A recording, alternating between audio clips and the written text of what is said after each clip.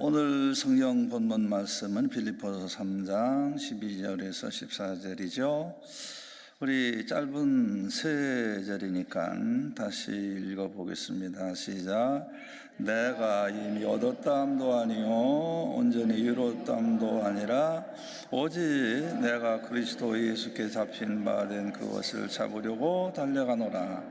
형제들아, 나는 아직 내가 잡은 줄로 여기지 아니하고 오직 한 일, 즉 뒤에 있는 것은 잊어버리고 앞에 있는 것을 잡으려고 푯대를 향하여 그리스도 예수 안에서 하나님이 위에서 부르신 부름의 삶을 위하여 달려가노라. 아멘. 제가 이번 학기에 신학대학원에서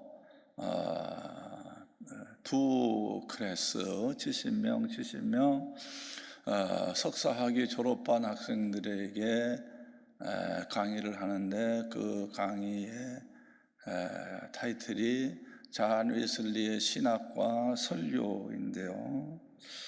잔 웨슬리의 표준 설교 전집이 있는데, 그 전집에는 150편의 설교가 수록되어 있습니다. 그 150편의 설교 가운데 대표적인 설교를 선택하라 그런다면 오늘 본문 가지고 설교한 그리스도인의 완전입니다. 그게 잔 웨슬리 목사님의 아주 강점이면서도 특이한 기독교 2000년 역사에 그리스도인의 완전됨에 대해서 제일 강조한 분, 그분이 바로 잔 웨슬리 목사님이에요.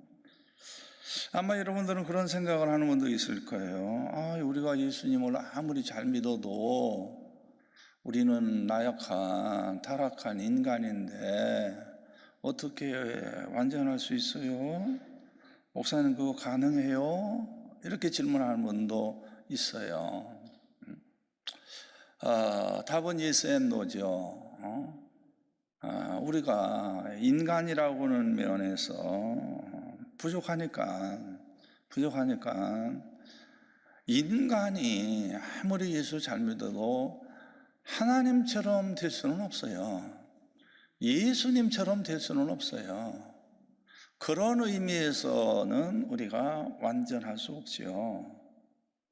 또 무지로부터도 인간은 완전할 수 없습니다. 쉬운 예로 우리가 믿는 하나님이 삼위일체 하나님이라고 그러는데요, 삼위일체 하나님, 그거를 100% 이해하는 사람은 한 사람도 없어요. 참 어려운 거예요. 또 실수로부터 완전할 수도 없어요. 우리는 어떤 때 무지한 게 있으니까 내 의도는 죄를 짓지 않으려고 그랬는데 인간의 한계 때문에 실수할 수가 있어요. 그런 면에서는 우리가 완전할 수 없어요. 그런데 잔 웨슬리 목사님이 그리스도인의 완전을 얘기한다고 하는 것은 굉장히 성경적이라는 거예요. 구약에서 하나님이 우리에게 뭐라고 말씀하세요? 내가 거룩하니 너희도 거룩해라. 따라서 내가 거룩하니 너희도 거룩하라. 그래서 우리를 성도라고 그러잖아요. 하나님이 거룩하다, 그러니까 너희들도 거룩해라. 죄짓지 말고 살아라. 또 예수님도 말씀하십니다. 너희 하늘에 아버지께서 온전하신 것과 같이 너희도 온전해라. 온전을 지향해서 살아라. 인간은 온전할 수 없어. 제-덩어리야. 한계가 있어. 그래서 아예 자포자기하는 사람하고 그렇지 않다. 우리가 예수 영접하고 예수님을 주인으로 모시고 성령으로 거듭나고 성령님께서 우리와 함께 하시고 성령님께서 능력의 은혜를 베풀면 우리도 온전해질 수 있다 라고 생각하는 거하고는 하늘과 땅 차이라는 거예요. 잔 웨슬리 목사님은 온전하려고 노력하라는 거예요. 예수님 닮으려고 노력하라는 거예요. 여기 그리스도인의 완전이라는 내용을 쉽게 설명하면, 우리는 원래 에덴 동산에서 아담과 하와가 하나님의 형상대로 지음을 받았는데 타락해서 그 형상을 잊어버렸잖아요. 그런데 우리가 예수님을 주님으로 영접하고 예수님을 주님으로 모시고 살고 성령으로 거듭하면, 그러면 우리 안에 잊어버렸던 하나님의 형상을 회복해 간다. 양심도 깨끗해진다. 양심이라고 다 같은 거 아니다. 어떤 사람은 양심 더럽다. 근데 어떤 사람은 양심 깨끗하다. 그러니까 깨끗한 양심을 회복해라. 그런 면에서의 그리스도인의 완전을 말하는 거예요. 또 우리 그리스도의 완전이라고 하는 것은 하나의 기질이죠. 기질. 여러분 마태복음 5장은 여러분이 잘 아는 산상수훈 가운데 팔복이라는 게 있잖아요. 8가지 복. 그걸 복이라고도 하고 행복이라고도 하고 그러는데, 그 8가지 그 팔복이 사실은 기질이에요. 기질. 우리의 성품이 변화되는 거죠. 기질이 변화된 거. 디스포지션이라고 하는 우리의 기질이 바뀌어지는 거. 그게 바로 마음이 가난한 자, 애통하는 자, 온유한 자, 의에 줄이고 목마른 자. 세상 거 해봐야 다 별거 아니더라. 근데 의롭게 산 거, 하나님을 위해서 산 거는 배부르더라. 보람이 있더라. 그러니까 의에 줄이고 목마른 그런 기질로 바뀌어져라. 긍휼히 여기는 자가 되라. 마음이 청결한 자가 되라. 화평케 하고 사는 자가 되라. 날마다 이 사람 저 사람하고 싸우지 말고 화평하고 살아라. 의를 위해서라면 핍박을 받아도 감수해라.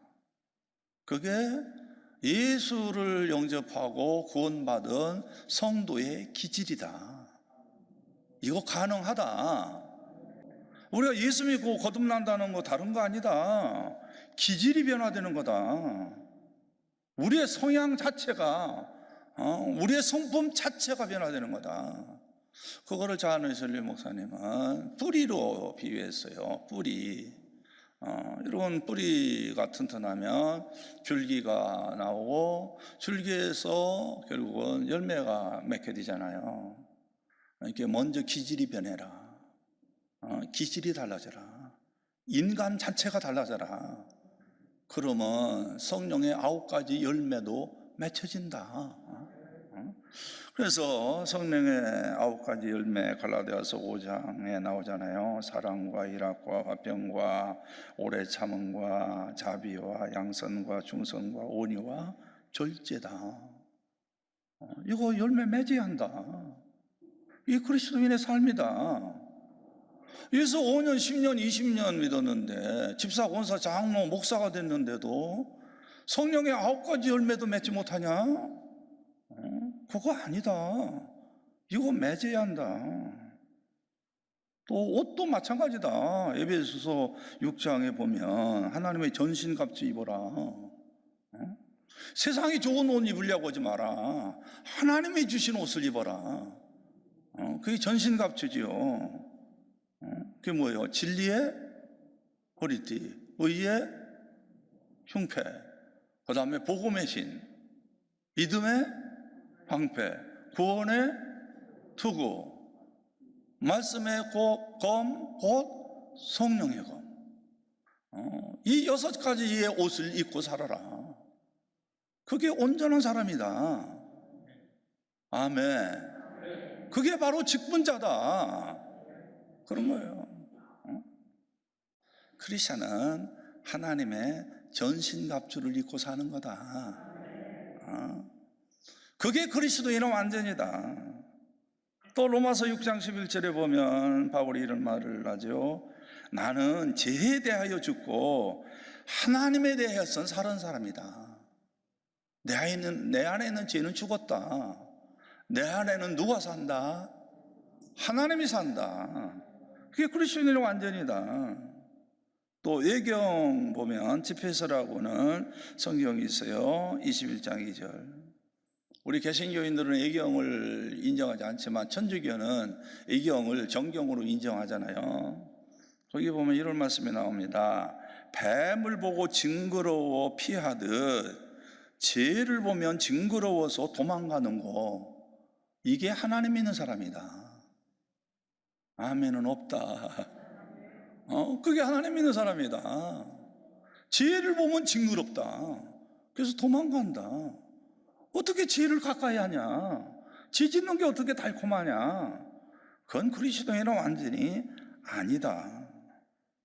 그런데 솔직히 그동안 한국교회가 지난 30년 정도 70년대, 80년대, 90년대 한국교회의 목사님들이 강단에서 이 본문 가지고 설교할 때 그리스도인의 완전이라고는 주제를 가지고 설교하셨느냐? 그렇게 설교한 분들은 몇 분 안 되고 대부분 이 본문을 성공복음으로, 축복복음으로 정상을 향해서 도전해라, 그렇게 이 본문을 활용했다는 거.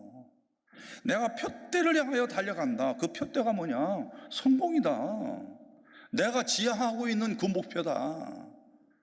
아니라는 거죠. 성경 그렇게 오용하지 마라. 여기서 말하는 성공은 그런 성공 아니다. 천국을 목표로 두고 살아라. 하늘나라의 면류관을 목표로 두고 살아라. 거룩을 목표로 두고 살아라. 그리스도인의 완전을, 예수님 닮아가려고 하는 사도 바울의 개인적인 고백이 바로 이 본문이다. 그런 거예요. 지금까지 완전하도록 최선을 다해서 살아오셨지만 아직도 나한테 완전한 것이 없다. 어떤 부분에선 덜 완전하다. 그러면 앞으로 남은 생에 돌아가실 때까지 완전해지기 위해서 노력해야 하는 거죠. 장로에서 목사님은 그랬어요. 마지막 임종 때 거의 다 100% 완전해지더라. 임종 때가 되면 사람들이 착하더라. 미워하는 사람하고도 화해하더라. 원수하고도 화해하더라. 여러분, 우리 신앙생활에 은퇴 없죠. 그렇잖아요? 예배드리는 일, 기도하는 일, 성경 읽는 일, 성만찬에 참여하는 일, 선교하는 일, 선한 일을 하는 일에 은퇴했다고 게을리해요? 아니죠. 신앙생활에 무슨 은퇴가 있어요? 우리 자니웨슬리 목사님은 88세 사셨다는 말을 여러분 들었을 거예요. 300여 년 전에 88세 살았다. 요즘으로 말하면 98세, 100세죠. 300여 년 전에 88세하고 지금 88세하고는 달라요. 우리 건강하게 사시는 분인데 이분은 돌아가시기 10일 전에 런던 시티로드 교회에서 설교를 하셨고, 돌아가시기 9일 전에는 레드헤드라고 하는 마을에 성도의 가정에 가서 신방 예배를 인도하시고 설교하셨고, 돌아가시기 8일 전에는 윌리엄 윌버포스라고 하는 그 유명한 노예 해방 운동을 벌였던 이분에게 격려 편지를 썼어요. 이런 윌리엄 윌버포스는 미국의 에이브라함 링컨 대통령보다도 50년 일찍 영국에서 노예 제도를 입법화시킨 분, 이분은 국회의원이었거든요. 그것을 입법화시킨 참 위대한 인물이죠. 그분에게 격려하는 그 편지를 썼다는 거. 그러니까 이분은 참 복된 분이었어요. 이게 마지막 돌아가시기 8일 전까지도 목회 활동을 했다는 거. 목회 활동을. 사실 옛날에는 은퇴라는 개념 자체가 없었대요. 그럼 은퇴라는 개념이 언제 생겼느냐? 미국에서 1930년도에 생겼대요. 여러분, 1930년도 하면 생각나죠? 미국의 경제 대공황이 일어났을 때죠. 지금 이 코로나 때문에 세계 경제 공황이 일어날 조짐이 보인다고 그러는데, 사람들은 그래도 1930년도 미국의 경제 대공황 정도는 일어나지 않을 거다. 그때는 참 엄청난 경제 공황이었기 때문에 일자리가 없어서 젊은 사람들이 취직할 수가 없었어요. 그래서 그때 처음으로 정년 은퇴 나이를 65세로 정했다는 거예요. 그때부터 정년 은퇴가 나왔다는 거예요. 목회자나 뭐 직장인이나 교수나 똑같이 그때부터 나왔대요.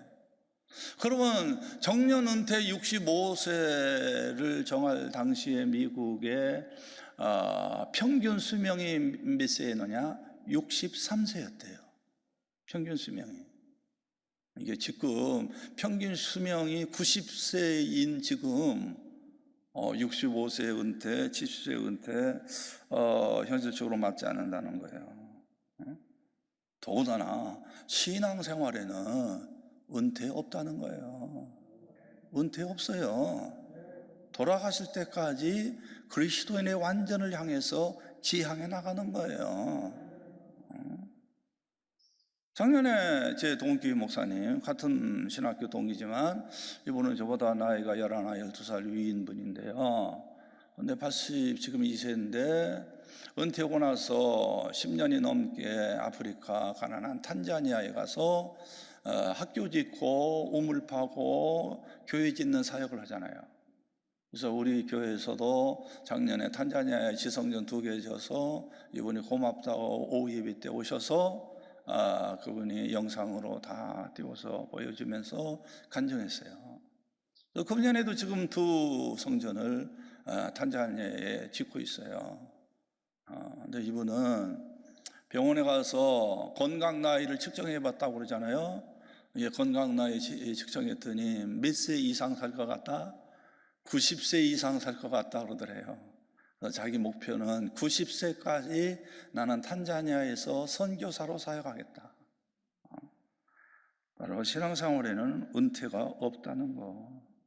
부탁드리고 싶은 것은 마태복음 18장 2절에서 4절 예수님 말씀하시죠. 이르시되 진실로 너희에게 이르노니 너희가 돌이켜 어린아이들과 같이 되지 아니하면 결단코 천국에 들어가지 못하리라.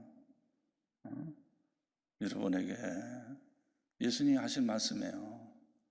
누구 같아야 천국 간다고요? 어린아이 같아요.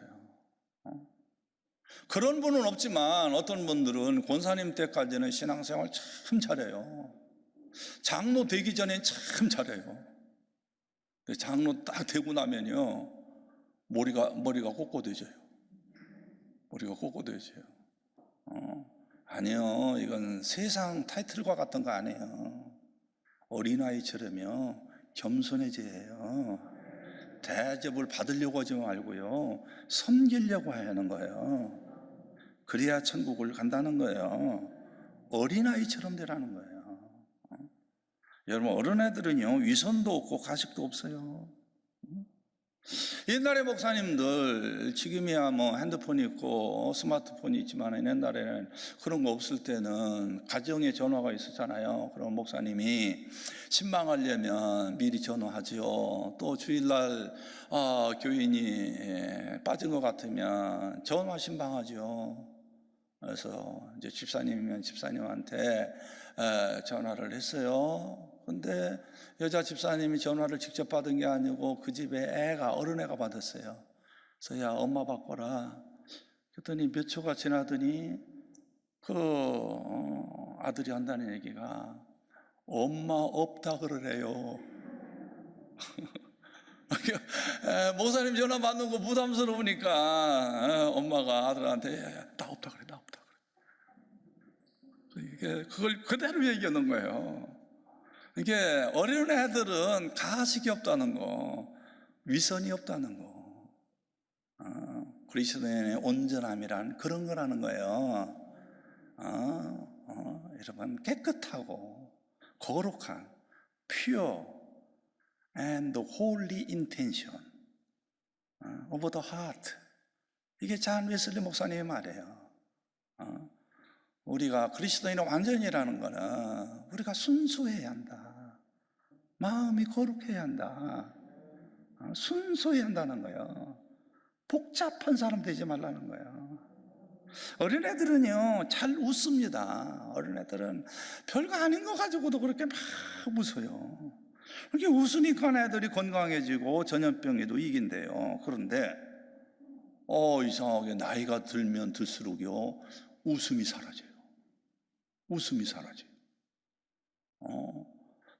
여대생들 처녀 때만 하더라도요, 가랑잎만 보고도 웃는다 그러잖아요. 근데요, 나이가 들면요, 웃음이 딱 사라져요. 웃지를 않아요. 웃음이 없어. 옆에 있는 놈들하고 한번 웃어봐요. 웃어봐요. 이게 어린아이는 잘 웃는다는 거, 웃어야 한다는 거. 내가 미국 예일대학에서 공부할 때 세계적인 역사신학자가 있어요. 그분은 예일대만이 아니라 미국만이 아니라 세계에서도 그만한 석학이 없어요. 그분 강의는 그냥 꽉꽉 찹니다. 그분이 강의도 명강이지만요, 그분 모습을 보면요, 은혜를 받아요. 나이가 70이 넘었는데요, 꼭 어른애 같아요. 얼굴이 어른애 같아요. 그리고 행동도 어린애 같아요. 그리고 웃는 걸 그렇게 좋아하고요, 꼭 웃을 때 어른애처럼 웃어요. 저분은 천재라서 막 교수 오고 먹고 사는 건 나 걱정 없다, 나는 머리가 좋으니까, 그래서 걱정을 안 해서 그런지 완전히 어른애도 그런 어른애가 없는 거예요. 이 성자가 그런가 보다. 옛날에 성자인 성 프란시스가 나이가 들어도 꼭 어린애 얼굴 같았다는데, 우리가 어린애 같아야 하는 거예요. 어린애 같아야 해요. 이분은 강의하는데요, 우리는 별로 우습지도 않은데 혼자 웃어요. 막 그냥 웃어요. 그럼 그분 웃는 거 보고 우리가 웃어요. 그냥 웃으지 마. 제가 미국에서 목회할 때도 그랬어요. 난 특이한 분이요. 일생 지금까지 목회하면서 40년 넘게 목회하면서 그 교회의 여자 권사님 내가 잊을 수가 없어요. 절대 잊을 수 없어요. 내가 한국 올 때 그분은 70이 된 분이었는데요. 그분은 70이 됐는데도요, 여자 권사님이 목소리가 꼭 여자 애들 같아요. 애들. 그렇게 많이 웃어요. 또 어른애처럼 웃어요. 이거죠. 온 교회가 다 들려요. 그분 웃는 거 아이가 못 들은 사람이 없어요. 그렇게 웃어요. 얼굴도 어른애 같고요. 예수님이 어른애 같아야 천국 간다는 게 저런 분인가 보다.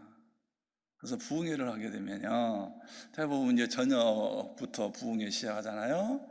부흥회를 하게 되면 대부분 남자 장로님들이 첫날 부흥회 저녁 대표기도 하죠. 근데 거기에는 부흥회 할 때 첫날 대표기도는 장로님들이 안 해요. 누가 하냐? 그 여자 권사님 하게 해요. 그 여자 권사님이 부흥회 첫날 대표기도 해요. 근데 그분 대표기도 하면요, 교인이 절반이 다 울어요. 다 울어요. 이게 순수하니까요. 목소리부터가 너무 깨끗해요, 영혼이. 어린아이 같아야 한다는 거.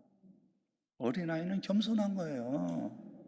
끝까지 겸손해야 하는 거예요. 겸손해야 합니다. 마태복음 8장 4절에서 예수님이 누구든지 이 어린아이처럼 자기를 낮추는 사람이 천국에서 큰 자니라. 이 그리스도인의 완전을 말씀하신 사도 바울 선생님이 그런 고백도 하죠. 내가 남에게 복음을 증거하고 전파한 후에 내가 오히려 버림을 받을까 두렵도다.